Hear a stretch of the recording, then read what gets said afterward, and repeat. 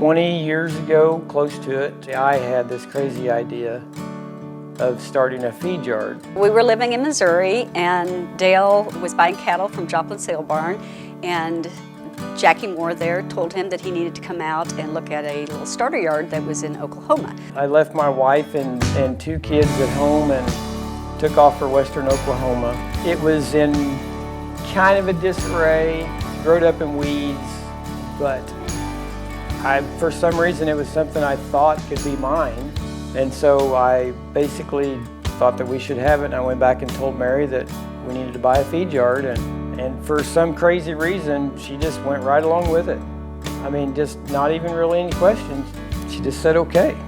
We bought it, and then we moved out there. It was all happened in about a month. I was in the real estate business. I had been closing loans. I worked up in the Kansas City area and closed real estate for about 17 years. And so I knew numbers, but I really didn't know anything about the feed yard business. And I was just a cowboy. I mean, that's basically what it was. I didn't know anything, but I knew Mary was smart and she could run the books and I could feed cattle, which is all I wanted to do. I just wanted to feed cattle and make people money and make better cattle. And she bit onto the idea, and I kind of tricked her a little bit probably.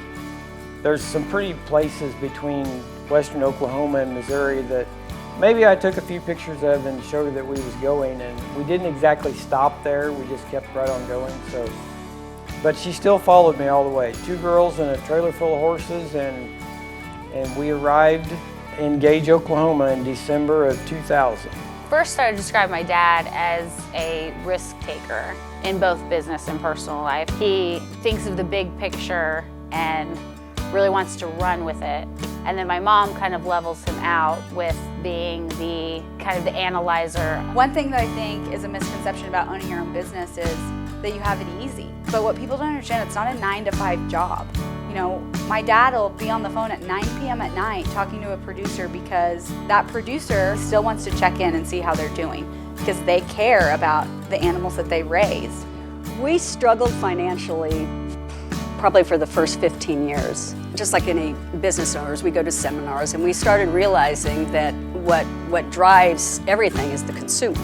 So we started finding out that the consumer really wanted these products, non-hormone treated cattle. The reason that we do what we do today is because we was going broke without figuring out these programs and really what the consumer was after. The NHTC, the verified natural, the consumers were happy getting a product that they wanted, and the feed yard was very successful. For the first time, we've got employees that have been here for years, so our staff is really good. Everybody really loves and cares about what they do. They're passionate about it. They come to work because they really love their jobs. And, you know, that's been hard to find. And I think finally we found the people that really enjoy what they do. Yeah, they'll probably have to drag me off of this place, no more than likely. I love what I do. It's harder than heck, but that's why I love it. If it was easy, it'd be so boring and I'd hate it. From 1,000 head to 15,000, it was a lot of hard work and a lot of sacrifice to get where we are today, but the transformation is amazing. What I love most about my job is the cattle. They're just entertaining, they're interesting, and you know, you gotta have compassion for them here because they can't help it. They depend on us to take care of them. I've cried before when a lot of the pen has went out that I've gotten kind of attached to after you feed them so long. But yeah, we try to keep them just as happy as we can while they're here. It's very important to keep them that way while they're here. We need to educate consumers on truly where their beef comes from. It doesn't come out of a grocery store. It comes from very hard-working ranchers, very hard-working feed yard employees, very hard-working processors to provide the world with safe, quality, good-tasting beef. I encourage them to come to the feed yard and take a tour because I want to educate them on what really happens for them to provide food for their families from us. This is something I'm very passionate about because I want this industry to be able to sustain itself, and I want it for generations to come. They've been able to keep the same customers since the beginning. Some of them have been around, you know, since 2000. That shows how much they care about their customers, care about their business, and how consistent they've been giving a good service. When I look at my parents' operation, the one thing that I guess I'm most proud of is that they didn't give up. I mean, they did not have it easy for the first 15 years, and they could have just quit and said, like, there's nothing we can do.